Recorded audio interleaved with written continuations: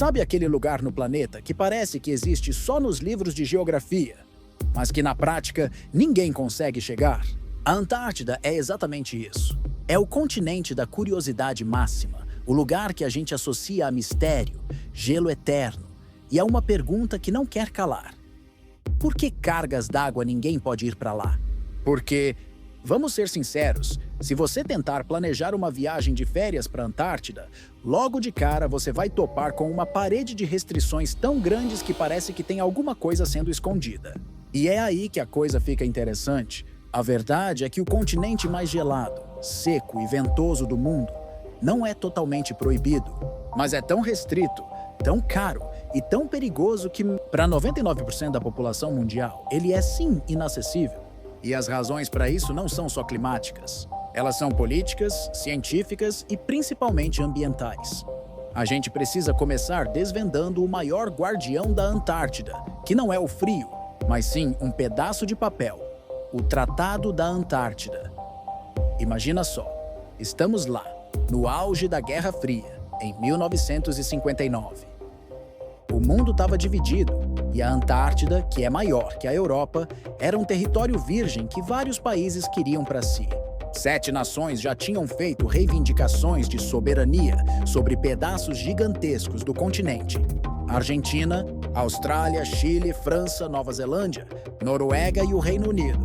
Se essa briga continuasse, a Antártida viraria palco de uma disputa militar terrível, ou pior, de exploração descontrolada. Foi aí que 12 países, incluindo os Estados Unidos e a União Soviética, que mal se falavam na época, sentaram na mesma mesa e concordaram em algo inédito. Vamos congelar as reivindicações de território. Ninguém ganha, mas também ninguém perde. O Tratado da Antártida é a alma de tudo que acontece lá embaixo. Ele estabelece uma regra de ouro que é o motivo principal de você não poder simplesmente pegar um avião e ir acampar no Polo Sul. Essa regra é simples e poderosa. A Antártida deve ser usada exclusivamente para fins pacíficos e pesquisa científica. Ponto final. Isso significa que lá não pode ter base militar, não pode ter testes de armamentos e, o mais importante para nossa discussão, o foco é a ciência e a proteção ambiental. A Antártida não é propriedade de ninguém, mas é responsabilidade de todo mundo. Em 1991, essa proteção ficou ainda mais rígida com a assinatura do Protocolo de Madrid. Esse protocolo transformou a Antártida numa reserva natural dedicada à paz e à ciência. E o que isso significa na prática? Significa que a exploração de minério está proibida por pelo menos 50 anos. E que qualquer atividade humana tem que ter um impacto mínimo ou zero no ecossistema. É por causa desse arcabouço legal que ir para a Antártida não é uma questão de comprar uma passagem, é uma questão de conseguir uma permissão. Se você é cientista, beleza, o caminho é mais claro. Mas se você é um turista curioso, você só pode ir através de operadoras de turismo que são rigorosamente fiscalizadas e que seguem regras ambientais que dão nó na cabeça. E aí a gente esbarra na segunda grande barreira, a barreira prática e financeira. Mesmo que o tratado não proíba o turismo totalmente, ele torna o turismo uma experiência de luxo e extremo sacrifício logístico. Para começar, a Antártida não tem aeroportos comerciais, tá? Não tem hotéis de luxo, não tem estradas. Tudo que vai para lá tem que ir de navio ou avião militar. Científico. E tudo que volta tem que voltar com você. Isso inclui o lixo. Sim, você tem que trazer o seu lixo de volta para casa. O custo de manter uma infraestrutura de apoio num lugar onde a temperatura média pode ser de menos 50 graus Celsius é astronômico. É por isso que uma viagem básica de 10 dias para a Antártida, saindo geralmente da cidade de Ushuaia, na Argentina, ou de Punta Arenas, no Chile, custa facilmente mais de $10 mil. E isso é o básico, sem contar o equipamento especializado que você precisa comprar. Esse preço por si só já é um filtro gigantesco. Ele garante que o número de pessoas dispostas a ir seja pequeno, o que ajuda a controlar o impacto humano. Mas o dinheiro é só o começo do problema. A logística é um pesadelo. Para chegar na Península Antártica, que é a parte mais visitada, você tem que cruzar a passagem de Drake. Se você já ouviu falar desse nome, sabe que ele é sinônimo de pavor para qualquer marinheiro. A passagem de Drake é o ponto de encontro de 3 oceanos e onde não tem nenhuma terra para frear as correntes e os ventos. É um trecho de mar famoso por ser o mais tempestuoso do mundo. As ondas podem chegar facilmente a 12 ou 15 metros de altura. Se você tiver sorte, você pega o Drake Lake, o Lago de Drake, onde o mar está calmo. Se você tiver azar, você pega o Drake Shake, o chacoalhar de Drake, onde você passa 2 dias inteiros sendo jogado de um lado para o outro do navio, enjoado e rezando para não cair da cama. E essa é a sua porta de entrada. Chegando lá, o perigo não diminui. A Antártida não é inóspita só por ser fria. Ela é inóspita porque é implacável. O clima muda em minutos. Uma nevasca pode surgir do nada e te deixar preso. O risco de hipotermia é constante. Não tem hospital de ponta. Se der um problema sério, o resgate pode levar dias, se o tempo permitir que helicópteros ou navios cheguem. Tudo isso nos leva à terceira e talvez mais importante razão das restrições: a proteção da ciência. A Antártida é o laboratório natural mais importante do planeta. Os cientistas não estão lá só para ver pinguins. Eles estão estudando o clima global, a história da Terra e a vida em condições extremas. Quando a gente fala em estudo de mudanças climáticas, o gelo antártico é a nossa biblioteca. Cada camada de gelo, cada bolha de ar presa ali, conta a história da atmosfera da Terra de centenas de milhares de anos atrás. Se a gente permite que milhares de turistas e atividades comerciais se instalem ali, a gente corre o risco de contaminar esse ambiente virgem. E a contaminação pode ser de vários tipos. Pode ser contaminação biológica.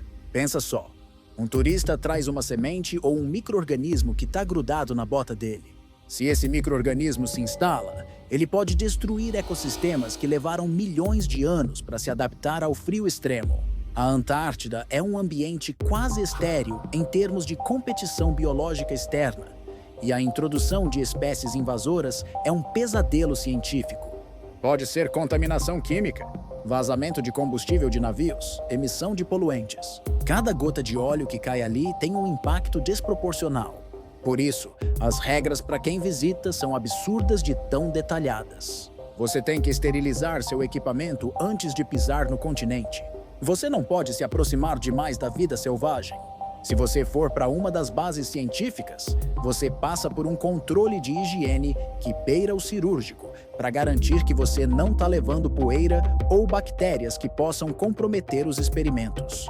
Então, quando a gente pergunta por que ninguém pode ir para lá, a resposta mais honesta é: a Antártida não pode se dar ao luxo de ter muita gente.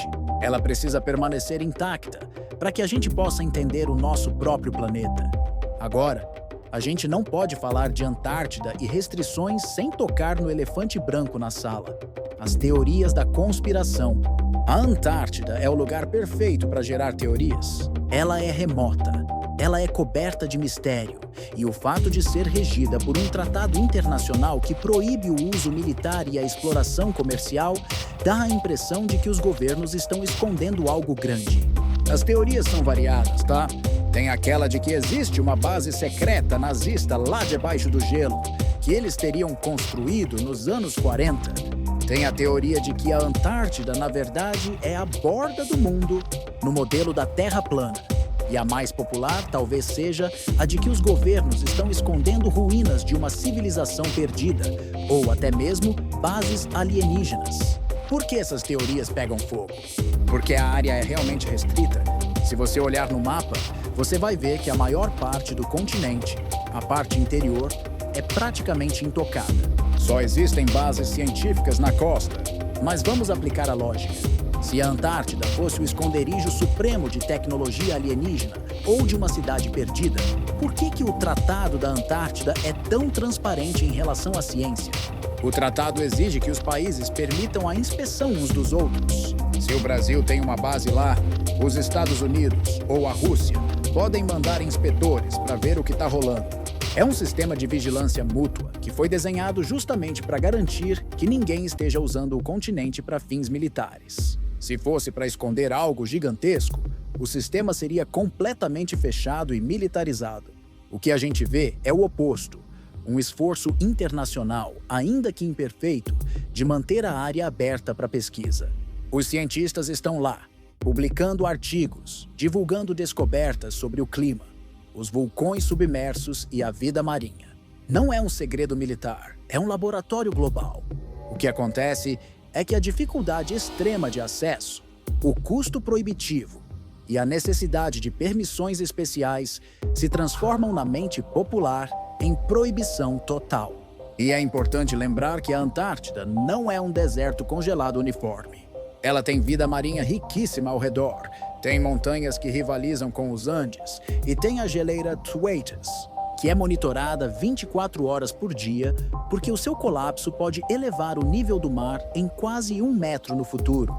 O que acontece na Antártida afeta o clima e o nível do mar no Brasil, na Europa, em todo lugar. Então, para a gente fechar e recapitular, se você está se perguntando por que você não pode simplesmente ir para a Antártida, a resposta não é uma só, mas um combo de 3 barreiras poderosas. Primeiro, a barreira legal. O Tratado da Antártida e o Protocolo de Madrid ditam que o continente é uma reserva científica. Isso significa que a prioridade é a paz, a ciência e a conservação, e não o turismo de massa ou a exploração. Segundo, a barreira logística e financeira. É incrivelmente caro, extremamente perigoso e operacionalmente complexo chegar e se manter lá. A passagem de Drake é um teste de fogo e o custo funciona como um controle de multidões natural. Terceiro, a barreira ambiental e científica. A Antártida precisa ser mantida o mais pristina possível para que os cientistas possam estudar os indicadores vitais do planeta. Qualquer contaminação humana, por menor que seja, pode comprometer pesquisas cruciais que afetam o nosso futuro. A Antártida é, sim, o lugar mais difícil de visitar no planeta. Mas a razão dessa dificuldade não é para esconder segredos de Estado ou alienígenas. É para proteger o nosso maior termômetro global. E essa proteção é o que garante que, por mais restrita que seja, a Antártida continue sendo a fronteira final da ciência. Um lugar que, mesmo que a gente não possa visitar, a gente tem a responsabilidade de manter intacto. Pelo bem da ciência e pelo bem do planeta. Se você ficou curioso para saber mais sobre os mistérios que realmente estão debaixo do gelo, tipo os lagos subglaciais ou o que aconteceria se o vulcão Erebus entrasse em erupção, não esquece de deixar um like e se inscrever no canal. A gente se vê no próximo vídeo. Valeu!